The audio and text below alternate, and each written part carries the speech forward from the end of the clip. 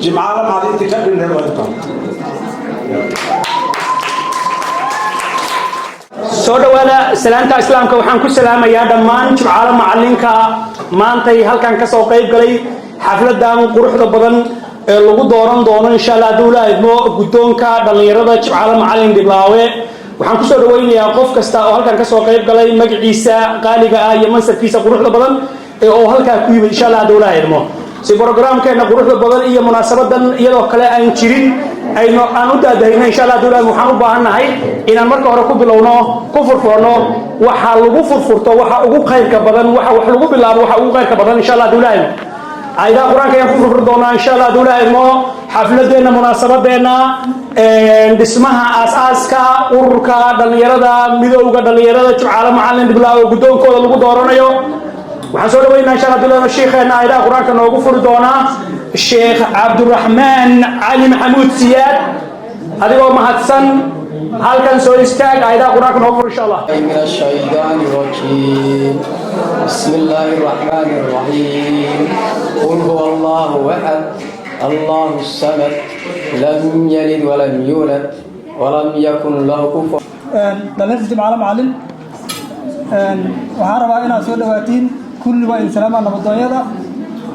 hablaha dhalinyarta kulli waa insalaamay waxaan rabaa inaan dhammaantiin waa idin salaamay waxaan ku salaamay salaanta muslimka intaas kadib maanta farxadeeda lama soo koobi karo intaan dhalinyaro oo jumcada macallin maanta hor joogto ma sha Allah isbiishkayna waxay aadama hadal jeedinta inaan soo diyaarsado laakiin kuma talagelin hal ahaada maanta hadii farxadda xoogaa iga siis marka intaas kadib waxaan rabaa birir inaan ku bilaabo marka koowaad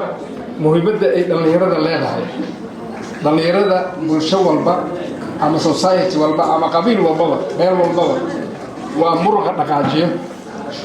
oo wax qabad haday noqoto waxbarasho haday noqoto isku dubaridka haday noqoto wax walba waa muruqa dhaqaajiyo meel walba dhalinyarada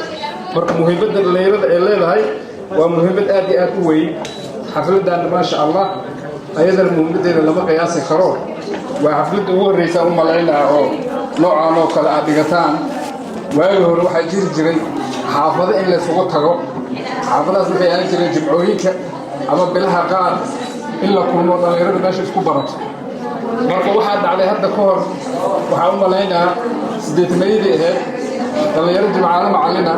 ay is aqoon waayo waxaa dhacday qof meel ka shaqaynaysay qof dhalinyaro oo jimcada macallin inay fahmi weysay dadkana dad ilma adeer ahaayeen kabacdi waxaa la yiri odayaasha waagaas waxay ku